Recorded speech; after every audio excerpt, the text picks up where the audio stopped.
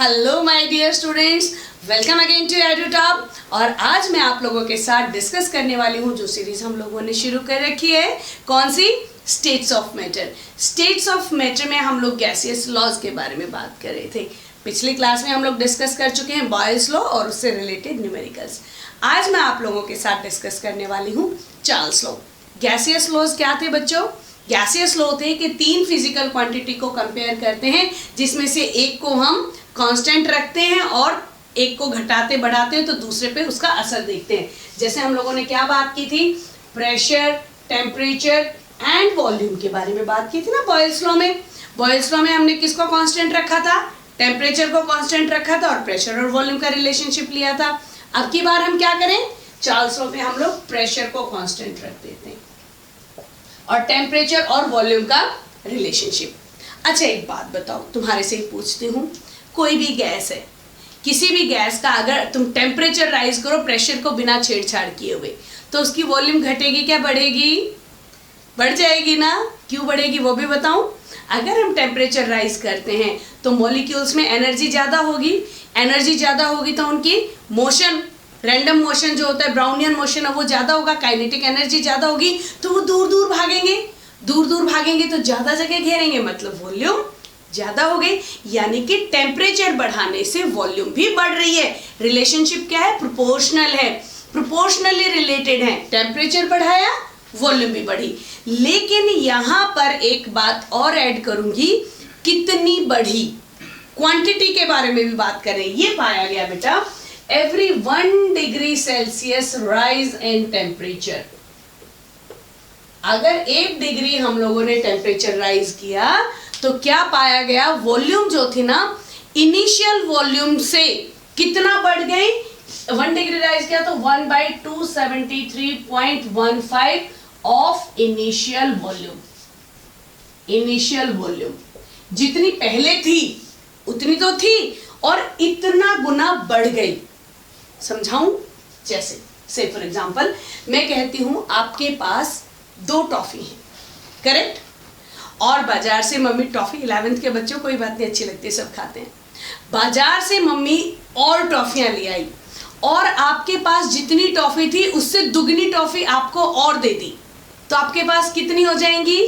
देखो जरा, 2 टॉफी आपके पास पहले थी, मम्मी बाजार लाई, जितनी थी उसकी दुगनी दे दी, इसकी दुगनी कितनी हो गई? 4, यानी कि +4।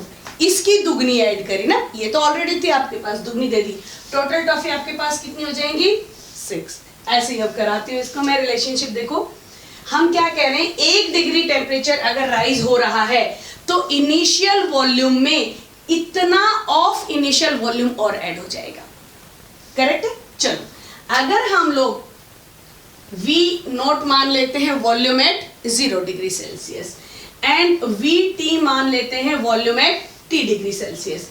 T degree Celsius temperature and 0 degree Celsius पे वॉल्यूम V0 है और T डिग्री सेल्सियस पे वॉल्यूम VT है, करेक्ट? तो VT T डिग्री सेल्सियस पे, मतलब 0 डिग्री पे तो वॉल्यूम V0 थी। अगर हम टेम्परेचर बढ़ाते हैं तो वॉल्यूम कितनी बढ़ जाएगी? देखो जरा, VT कितना हो जाएगा? V0 तो 0 डिग्री पे थी जो इनिशियल उसके पास थी 0 डिग्री पे, प्लस 1 की जगह अब T आ जाएगा क्योंकि हमने टेम्परेचर T बढ़ाया। कितना भी हो सकता है, 1 2 3 4 5 6 10 20 50 कुछ भी। T upon 273.15 of initial volume, यानी कि मल्टीप्लाइड बाई V0, इसका इतना गुना। समझ में आई बात? वही वाली टॉफी वाली बात, ठीक है? इतना टेम्परेचर, अगर हम T टेम्परेचर राइज करते हैं तो वॉल्यूम उस टेम्परेचर पे हो जाएगी 0 डिग्री पे जो वॉल्यूम थी, प्लस T/273.15 ऑफ V0, दोनों प्लस हो जाएंगी। चलो इसको सॉल्व कर लेते हैं, तो मैथमेटिकल इक्वेशन हो गई। तो VT कितना हो जाएगा? V0 को हम लोग कॉमन ले आते हैं, अंदर क्या बच जाएगा? 1 + T अपॉन 273.15, करेक्ट है? अब इसको और सॉल्व कर लेते हैं। चलो VT is equal to V0 and this will be 273.15 plus T divided by 273.15, correct है? अब यहां आकर के एक और स्केल डिस्कवर हुआ टेम्परेचर को डिफाइन करने का, and that is 273.15 plus T. और इस वैल्यू को, पूरी की पूरी वैल्यू को क्या नाम दिया गया? केल्विन स्केल डिस्कवर हुआ। Kelvin scale, kelvin scale. तो केल्विन यानी कि 273.15 इज 0 केल्विन। ये कितना हो जाएगा? 0 प्लस टी। किया था ना हम लोगों ने 9th में, टेम्परेचर को चेंज किया था, केल्विन को सेल्सियस में 273 प्लस सेल्सियस किया था। 0.15 को हम लोगों ने सिंप्लीफाई करने के लिए छोड़ दिया था। अब क्या करेंगे? ऐड कर लेते हैं, क्या दिक्कत? अब तो 11th में आ गए हो। 273.15 is 0 kelvin, 0 degree Celsius. 273.15 is 0 degree Celsius. और जितना भी बढ़ेगा उसमें हम लोग ऐड करते चले जाएंगे। क्लियर हुआ? Very good. यहाँ पे केल्विन स्केल का डिस्कवरी हुई। अब से केल्विन के बारे में बात होनी शुरू होगी। एंड केल्विन जो होता है 273.15 is equal to 0 degree Celsius. अब जितनी भी सेल्सियस होगी उसमें टेम्परेचर मान लो 10 डिग्री है, तो क्या हो जाएगा? 273.15 प्लस 10 डिग्री सेल्सियस। करेक्ट है? अब देखो आगे इसी को और आगे बढ़ा लेते हैं। इसको अगर हम लोग केल्विन को 273 को हम लोग कैपिटल टी से डिनोट कर दें, कैपिटल टी से, तो ये क्या हो जाएगा? Capital T at T degree Celsius, capital T at 0 degree Celsius. Correct है?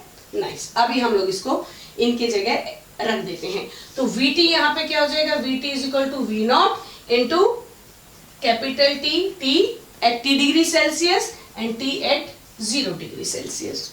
इजी। चलो यहाँ इसको इरेज करो, समझाने के लिए था। अब यहाँ इसी को एक्सप्लेन कर लेते हैं। Vt अपॉन वी नॉट क्या हो जाएगा? यहाँ पे Vt upon V not is equal to Tt upon T not. Correct?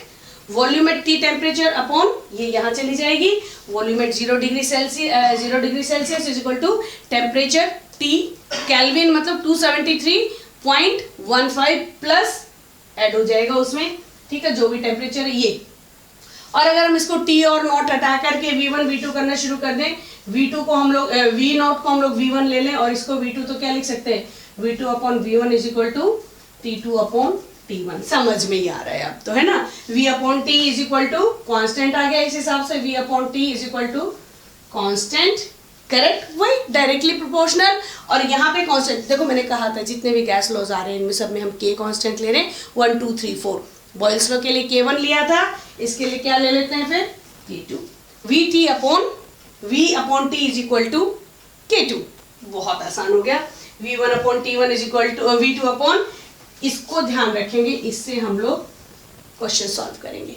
V2 upon V1 is equal to T2 upon T1, question solve होंगे। और अगर कांस्टेंट गिवन है तो इससे भी हम क्वेश्चन सॉल्व करेंगे। चार्ल्स लॉ से अब हम लोग क्वेश्चन सॉल्व करना शुरू करेंगे, लेकिन इससे पहले इसको हम लोग ग्राफिकली कैसे रिप्रेजेंट करते हैं ये भी दिखा देती हूँ। चलो देखो, जिसमें टेम्परेचर कांस्टेंट था उस ग्राफ को हम लोगों ने नाम दिया आइसोथर्म, सेम टेम्परेचर। जिसमें हम लोग प्रेशर कांस्टेंट ले रहे हैं उसको क्या नाम देंगे? Isobar, same temperature, pressure, same pressure. ठीक है, ग्राफ बना लेते हैं। क्या देखते हैं? ये लो भाई ग्राफ। यहाँ पे हम क्या लेंगे? हम टेम्परेचर और वॉल्यूम का रिलेशनशिप ले रहे हैं। टेम्परेचर बढ़ेगा, वॉल्यूम बढ़ेगी, no doubt straight line graph बनेगा। अलग अलग प्रेशर पे हम लोग बढ़ा के देख लेते हैं कुछ क्या पाया गया, ये भी मैं बता देती हूँ आप लोगों को। ये देखो, यहाँ से ये P1, P2, P3, P4, जितना कम प्रेशर होगा वॉल्यूम उतने टेम्परेचर पे ज़्यादा बढ़ेगी। अगर मैं इसको P1, P2, P3, P4 अलग अलग प्रेशर पे देखें, यानी कि प्रेशर ये वाला अगर मैंने कम लिया, देखो वॉल्यूम ज़्यादा हो रही है। अगर मैं इधर सेम इस चीज़ को नाप लेती हूँ, सेम टेम्परेचर पे ये वाली जो वॉल्यूम है, इस टेम्परेचर पे वॉल्यूम यहाँ तक है, इसी टेम्परेचर पे इस वाले की वॉल्यूम कम होगी। जब प्रेशर ज़्यादा होगा और प्रेशर ज़्यादा हो जाएगा तो वॉल्यूम और कम, और प्रेशर ज़्यादा होगा तो और वॉल्यूम और कम। समझ में आ रही है ना? सेम टेम्परेचर अगर हम रख के देखें तो यानी कि ये वाला प्रेशर सबसे ज़्यादा है, फिर ये प्रेशर कम होता जा रहा है। इन्वर्सली प्रोपोर्शनल था वॉल्यूम के, करेक्ट है।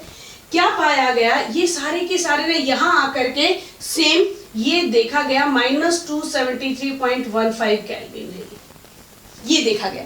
इसका मतलब वॉल्यूम जीरो होने का क्या मतलब हुआ, ये क्या हो रही है, वॉल्यूम जीरो। वॉल्यूम जीरो का मतलब होता है कि गैस बिल्कुल एग्जिस्ट ही नहीं करती।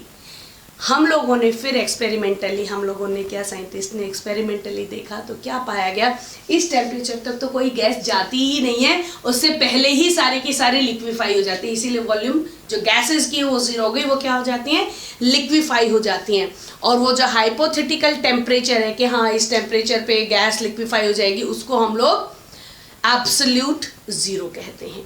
एब्सोल्यूट जीरो मतलब ये मान लिया जाता है कि इस पे कोई भी गैस, दैट इज -273.15, कि कोई भी गैस होगी यहाँ पे वो कंप्लीटली लिक्विफाई हो जाएगी, वॉल्यूम उसकी जीरो हो जाएगी, एब्सोल्यूट टेम्परेचर। बस सीधी सी बात है, इसको हम क्या नाम देते हैं, आइसोबार। कल भी मैंने आप लोगों को बताया था पिछली वीडियो में, गैस के आगे लॉ लिखा हुआ है, इसका मतलब ये बहुत बड़ा कॉम्प्लिकेशन होगा, बिल्कुल जरूरी नहीं है, बिल्कुल भी जरूरी नहीं है। लॉ लिखा है, कई बार बच्चे कहते हैं अरे अब लॉ आ गया, बहुत भयानक कोई चीज होगी। It's to simple, V2/V1 = T2/T1, बात खत्म, कोई कॉम्प्लिकेशंस नहीं। कहाँ से केल्विन स्केल आया, केल्विन स्केल आया ये देखते हुए कि एक्सपेरिमेंटली प्रूव हुआ कि सेम प्रेशर अगर रखा गया तो every rise in temperature, 1 degree अगर टेम्परेचर राइज कर रहे थे हम 1 डिग्री सेल्सियस, तो कितनी वॉल्यूम बढ़ रही थी, इनिशियल वॉल्यूम का बढ़ रही थी 1/273.15 ऑफ इनिशियल वॉल्यूम प्लस हो गई थी। वहां से हम लोगों ने केल्विन स्केल को डिस्कवर किया और उसके बाद उनको कैलकुलेट करना शुरू किया। अब आप लोगों को इससे रिलेटेड एक न्यूमेरिकल सॉल्व करके दिखाती हूँ, और इजी हो जाएगा, सुपर इजी हो जाएगा। देखो मैंने आप लोगों के लिए क्वेश्चन लिख लिया है, वही तरीका अपना पुराना। सॉल्यूशन कैसे करना है, पहले गिवन लिखो देन फॉर्मूला लिखो। चलो तो सॉल्यूशन, न्यूमेरिकल्स मेरे को सबसे इजी लगते हैं, मुफ्त के नंबर होते हैं। एक बार कॉन्सेप्ट क्लियर हुआ, गिवन लिखो, फॉर्मूला लिखो, प्लस माइनस, देखना भी कितने इजी प्लस माइनस आएंगे इसमें। सॉल्यूशन आया, सबसे पहले गिवन आप लिख लोगे। क्या कह रहे हैं, लंबी चौड़ी कहानी, पैसिफिक ओशियन, इंडियन ओशियन, हमें क्या लेना देना किसी भी ओशियन में हो, हमें ये देखना है। एक शिप थी पैसिफिक ओशियन में जा रही थी, वहां पे टेम्परेचर इतना था, ये इंफॉर्मेशन है। कहीं पे जा रही हो अपने को लेना देना नहीं है। टेम्परेचर यानी कि आपने T1 ले लिया यहाँ पे 23.4 डिग्री सेल्सियस, करेक्ट है। वहां पे एक बैलून भरा हुआ था, कितने गैस से, 2 लीटर गैस से, यानी कि V1 इज 2 लीटर वॉल्यूम भरी हुई थी बैलून में। किसी में भी भरी हो, बैलून में ना भरी हो, किसी बॉटल में भरी होती, अपने को क्या लेना देना, अपने को तो लेना देना टेम्परेचर और वॉल्यूम से है, ठीक है। What will be the volume of balloon, यानी कि आपको V2 निकालना है। What will be the volume of balloon when ship reaches Indian ocean, हमें कोई लेना देना नहीं, इंडियन ओशन गया हो चाहे जो मर्जी ओशन गया हो, टेम्परेचर से लेना देना। वहां पे टेम्परेचर है T2 इज 26.1 डिग्री सेल्सियस, ये आपकी गिवन है। निकालना क्या है, V2। टेम्परेचर और वॉल्यूम रिलेशनशिप चार्ल्स लॉ, तो फॉर्मूला यूज्ड क्या हो जाएगा, formula used will be V2/V1 = T2/T1। में निकालना क्या है, V2 निकालना है, तो V2 क्या हो जाएगा, V2 = T2 × V1/T1। As it is put मत कर देना, जहां पे भी टेम्परेचर की बारी आए आंख बंद करके पहला काम, अगर डिग्री सेल्सियस में दे रखा है तो केल्विन में कन्वर्ट करो, वरना क्वेश्चन एक सिरे से गलत हो जाएगा। Capital T is always kelvin, हमें दिया किस में है, सेल्सियस में, तो यहां कन्वर्ट कर लेते हैं, पहले वाले को कन्वर्ट कर लेते हैं। सिंप्लिसिटी के लिए 273 से ही केल्विन को हम लोग ऐड करेंगे, 273.15 नहीं करेंगे, 0.15 छोड़ दो चलेगा सिंप्लिसिटी के लिए, और एग्जैक्ट चाहिए तो 15 भी ऐड कर दो, कोई बुराई नहीं है। बट हम लोग कर लेते हैं, कितना हो जाएगा, 273 + 23.4, दिस विल बी 469, 296.4 केल्विन। चलो जी, T1 आ गया, इसकी जगह हम पुट क्या करेंगे, 296.4 केल्विन, करेक्ट है। T2 कितना, इसको कैलकुलेट और करते हैं, 273.1 और 1 नहीं, ये दिस इज 26 को मैंने ले लिया, दिस इज 26.1, कैलकुलेट करो 299.1, अपने T2 आ गया 299.1, दिस इज 299.1। अब पुट कर देते हैं यहाँ, इसको इरेज कर देती हूँ, ठीक है, इसको इरेज कर देती हूँ, अपनी चीजें आ रखी सारी की सारी। फॉर्मूला में पुट करो V2 is equal to T2, T2 कितना आया 299, 299.1 इंटू V1 कितना था 2 लीटर्स, ये केल्विन है, केल्विन से केल्विन कटेगा। T1 कितना है 296.4, केल्विन केल्विन से केल्विन कट गया, लीटर बच गया। अब सॉल्व कर लो इसको, ये तो करीब कितना आ जाएगा 1.00 समथिंग आएगा, है ना, 296 है 299 है, ये आ जाएगा आपका V2 इज इक्वल टू 1.00, करीब करीब 9 के आसपास आ जाएगा, मल्टीप्लाइड बाई 2 लीटर्स, करीब करीब 2.0 समथिंग इसका आंसर आ जाएगा। V2 will be 2.0 something litres, है ना, करीब करीब। एग्जैक्ट के लिए आप लोग एक बार कैलकुलेट कर लेना, मैंने रफली कैलकुलेट कर लिया। Very simple. ध्यान किस चीज का देना है, ध्यान इस चीज का देना है कि टेम्परेचर हमें सेल्सियस में गिवन है या टेम्परेचर हमें केल्विन में गिवन है। केल्विन में है तो कुछ सोचना ही नहीं है, लेकिन अगर सेल्सियस में है तो कैलकुलेट कभी मत कर देना केल्विन में कन्वर्ट किए बिना। अब एक क्वेश्चन मैं आप लोगों को होमवर्क में दे रही हूँ, ऐसा थोड़े सब कुछ मैं ही करके दूंगी, स्पून फीडिंग नहीं, मेरे बच्चे समझ चुके हैं। आप न्यूमेरिकल सॉल्व करेंगे, आंसर आपकी स्क्रीन, क्वेश्चन आपकी स्क्रीन पे लिखा हुआ आ रहा है, आप लोग सॉल्व करके कमेंट्स में आंसर देखेंगे। मैं देखती हूँ कितनी जल्दी मेरा कौन सा बच्चा इसका आंसर मुझे भेजता है। एंड तब तक के लिए एडुटॉप ऐप डाउनलोड कर दो, लाइव क्लासेस के लिए बहुत सारा लाइक करो, शेयर करो, सब्सक्राइब करो। मिलते हैं अगली क्लास में एवोगैड्रोस लॉ लेकर के, तब तक के लिए गुड बाय।